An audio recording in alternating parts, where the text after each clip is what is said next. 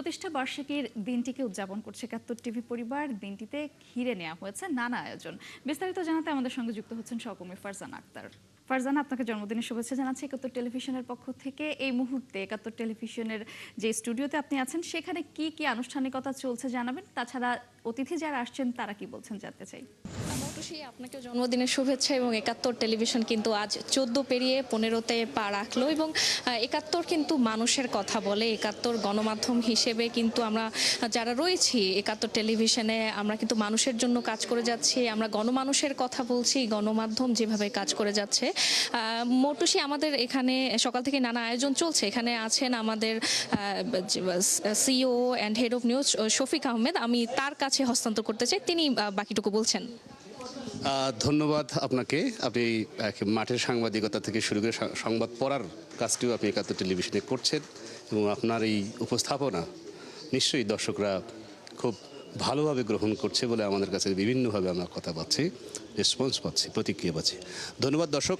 আমরা মূলত এ পর্যায়ে 14 পেরিয়ে 15তম বছরে পদার্পণ একাত্তর টেলিভিশনের সংবাদভিত্তিক এই টেলিভিশন 2012 সালের 21শে জুন যে যাত্রা শুরু করে তা অনেক বাধা বিপত্তি পেরিয়ে, বিশেষ করে জুলাই আগস্টের যে বৈষম্য বিরোধী আন্দোলন, সেই আন্দোলনের মধ্য দিয়ে বাংলাদেশে যে গণতন্ত্রের অভিযাত্রা শুরু হয়েছে, সেই অভিযাত্রার অংশ হিসেবে একটি সুষ্ঠু, অবাধ এবং গ্রহণযোগ্য নির্বাচনের মধ্য দিয়ে বাংলাদেশে যারা সংসদ সদস্য নির্বাচিত হয়েছেন, জনাব চট্টগ্রাম থেকে জনাব মীর হেলাল উদ্দিন এবং একই সাথে পঞ্চগড় থেকে ফরহাদ হোসেন আজাদ, তারা দুজনেই প্রতিমন্ত্রীর দায়িত্ব পেয়েছেন দুটি গুরুত্বপূর্ণ মন্ত্রণালয়, বিশেষ করে পানি সম্পদ প্রতিমন্ত্রী এবং একই সাথে ভূমি এবং পার্বত্য চট্টগ্রাম বিষয়ক প্রতিমন্ত্রী জনাব মীর হেলাল। আপনার কাছেই আমি আসতে চাই। কেক কাটার অনুষ্ঠানের কথাটা আমরা একটু পরে করি। শুরুতে জানতে চাই যে একাত্তর টেলিভিশনের এই 15তম বছরের যে যাত্রা, এটি কেমন হওয়া উচিত? সরকারি বা গণমাধ্যমকে কতটুকু সমালোচনা করার সুযোগ দেবেন? আপনাকে ধন্যবাদ। প্রথমে আমি আন্তরিক শুভেচ্ছা অভিনন্দন জানাচ্ছি একাত্তর পরিবারকে, যারা আমরা ক্যামেরার সামনে দেখতে পাই বা যারা ক্যামেরার পিছন থেকে কাজ করে এই টোটাল সেট আপটাকে আমাদের জনগণের কাছে তুলে ধরেন। আমি সবাইকে আন্তরিক ধন্যবাদ, শুভেচ্ছা জানাচ্ছি। আসলে 15তম বছরে পদার্পণ করেছে একাত্তর। বরাবর একটা জিনিস আমি সবসময় এটা বলে থাকি এবং এটা আমি বিশ্বাস করি যে সংবাদ মাধ্যম, বিশেষ করে এই টিভি চ্যানেলগুলোতে মানুষ কিন্তু মূলত সংবাদটাই, বস্তুনিষ্ঠ সংবাদটাই জানতে চায়। তো আমি আশা রাখতে চাই যে মানুষের যে আশা আকাঙ্ক্ষা বা মানুষ যেন সত্য থেকে বঞ্চিত না হয়, একাত্তর সে ব্যাপারে সচেতন থাকবে এবং গণমানুষের উন্নয়ন হয় বা গণমানুষ উপকৃত হয় এই ধরনের সংবাদ পরিবেশন করবে। অনেক সময় আমরা এমন কিছু সংবাদ পরিবেশিত হতে দেখি, নট নেসেসারিলি একাত্তরে, দেখা যায় এই সংবাদটা আসলেই ওই প্রেক্ষাপটে মানুষের মধ্যে কিছুটা অস্থিতিশীলতা সৃষ্টি করতে চায়। দেশটা আমাদের সবার, আমরা সবাই চাই দেশটা স্থিতিশীল থাকুক। আমরা সুন্দরভাবে সকলকে নিয়ে যে আমাদের মাননীয় প্রধানমন্ত্রী জনাব তারেক রহমান এমপি মহোদয়ের নেতৃত্বে যে উন্নত, আত্মনির্ভর এবং স্বনির্ভর বাংলাদেশ যে গঠনের যে প্রত্যয় আমাদের আছে, সকলকে সাথে নিয়ে আমরা চাই সকল সংবাদ মাধ্যম, শুধু একাত্তর নয়, সকল সংবাদ মাধ্যম যেন আমাদের কাজের যৌক্তিক সমালোচনা অবশ্যই ওনারা করবেন যাতে আমরা সংশোধিত হতে পারি, কিন্তু দেশে যাতে কোনো ধরনের অস্থিতিশীলতা সৃষ্টি না হয় সেই ধরনের কন্টেন্ট প্রচারের থেকে আমরা নিজেরাই নিজেদেরকে বিরত রাখতে চাই।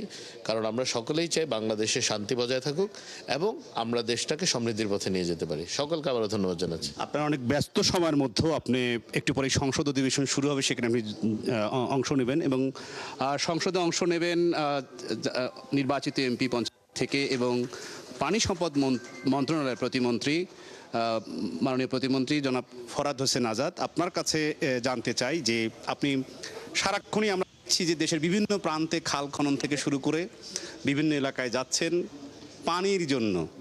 তো আসলে গণমাধ্যমের পানি, গণমাধ্যমের জীবন, পানি জীবন, গণমাধ্যমের জীবন কিন্তু তথ্য, এবং সেই বিষয়ে আগামী 15তম বছরে চলার পথগুলো কেমন হওয়া উচিত এবং কেমন আপনারা প্রত্যাশা করেন? ধন্যবাদ একাত্তর টেলিভিশন এবং তার সমস্ত কলাকুশলী এবং দর্শক মহলকে। আজকে 14 পেরিয়ে এই যে 15 বছরের পদার্পণ, আমি আমার ব্যক্তিগত পক্ষ থেকে, আমার মন্ত্রণালয়ের পক্ষ থেকে ধন্যবাদ এবং কৃতজ্ঞতা জানাচ্ছি। এবং এই যে ৭১ যে নামটি, সেই নামটির সঙ্গে কিন্তু আমাদের বাংলাদেশের স্বাধীনতা, মুক্তিযুদ্ধ, সার্বভৌমত্ব, স্বাধীন পতাকা এটা কিন্তু নিহিত আছে। আমি আশা করব ৭১ তার সেই দীর্ঘদিনের অভিজ্ঞতাকে ধারণ করে এবং স্বাধীনতাকে ধারণ করেই এবং ২৪-এর জনগণ আন্দোলনকে ধারণ করে আগামী দিনে বস্তুনিষ্ঠ সংবাদ মাধ্যম জাতির সামনে তুলে ধরবে। মাননীয় প্রধানমন্ত্রী আমাদের সম্পাদক মণ্ডলীর সঙ্গে সভা করেছেন এবং গত কয়েকদিন আগে আমাদের ইলেকট্রনিক এবং প্রিন্ট মিডিয়ার সঙ্গে কথা বলেছেন। সেইখানে কিন্তু একটা জিনিস উনি বারবার বলেছেন, আপনারা গঠনমূলক আমাদের অবশ্যই সমালোচনা করবেন। কাজে আমি আশা করব ৭১ টেলিভিশন সেই গঠনমূলক যেখানে আমাদের সমালোচনা করার দরকার সেই বিষয়গুলো তুলে ধরবেন এবং আমাদের সরকারের বা আমার মন্ত্রণালয়ের আমরা দেশের জন্য, মানুষের জন্য যে কাজগুলো করছি সেগুলোর জন্য আসলে মানুষের সামনে তুলে ধরা হয়। আর আমাদের এই মন্ত্রণালয়ের পরিধি অনেক বেশি। আমরা ভালো করে জানি আমাদের পানির অপর নাম জীবন। আমরা সেইভাবে মাননীয় প্রধানমন্ত্রী নির্বাচন ইশতেহারে দেবেন ঘোষণা করেছেন ২০,০০০-এর অধিক নদী, খাল, জলাশয় খনন করবেন। এই জন্য আমরা সারা বাংলাদেশে মাননীয় প্রধানমন্ত্রীর নেতৃত্বে এবং আমার মন্ত্রী সদীন চৌধুরীর নেতৃত্বে আমরা সেই কর্মকাণ্ড শুরু করেছি। ইনশাল্লাহ আমরা ৪ বছরের মাথায় সেগুলো বাস্তবায়ন করে এই নদীমাতৃক বাংলাদেশকে আবারও জীবন ফিরিয়ে আনবো এবং খাদ্যের স্বয়ংসম্পন্ন করে সেই শহীদ প্রেসিডেন্ট জিয়াউর রহমানের পদাঙ্ক অনুসরণ করে ইনশাল্লাহ তারেক রহমানের নেতৃত্বে আমরা খাদ্য রপ্তানি করব।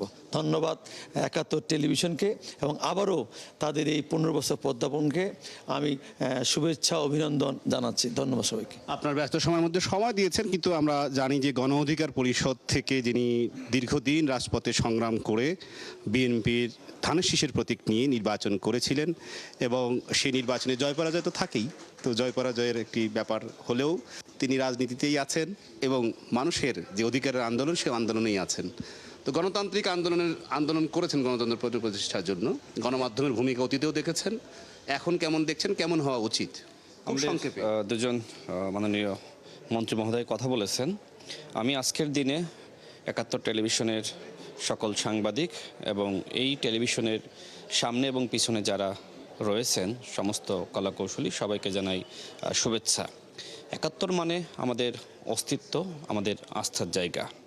আমরা গণ অভ্যুত্থানের আগের যে ৭১ টেলিভিশন এবং বর্তমানের যে ৭১ টেলিভিশন তার মধ্যে অনেক পার্থক্য রয়েছে। বিশেষ করে আপনি দায়িত্ব পাওয়ার পর থেকে ৭১ টেলিভিশনকে গণমানুষের কণ্ঠস্বর হিসেবে এবং আমরা ৭১কে যেভাবে আমরা জানি যে ইতিহাসটা আমাদের একটি স্বাধীন দেশ, একটি ভূখণ্ড উপহার দিয়েছে, ঠিক গণমানুষের কণ্ঠস্বর হিসেবে ৭১ টেলিভিশন সবসময় গণমানুষের হয়েই থাকুক সেই প্রত্যাশায় আবারও শুভেচ্ছা। আপনাদের অনেক ব্যস্ত সময় আছে, বিশেষ করে মাননীয় দুই প্রতিমন্ত্রী জনাব ফরহাদ হোসেন আজাদ এবং জনাব মীর হেলাল এবং আপনারা জনাব রাশেদ, আপনি সাথে আপনারা যদি কেক কেটে আমাদের ১৫তম বছরের একটু উদ্বোধনের অনুষ্ঠানে আপনারা যদি একটু সহযোগিতা করেন। হ্যাঁ, অসুবিধা নাই, একটা হলেই হবে। এই টিস্যু একটু দিতে হবে। হ্যাঁ, একসাথে দিয়ে দেন তাহলে সুবিধা হয়। আমরা একসাথে মনে হয়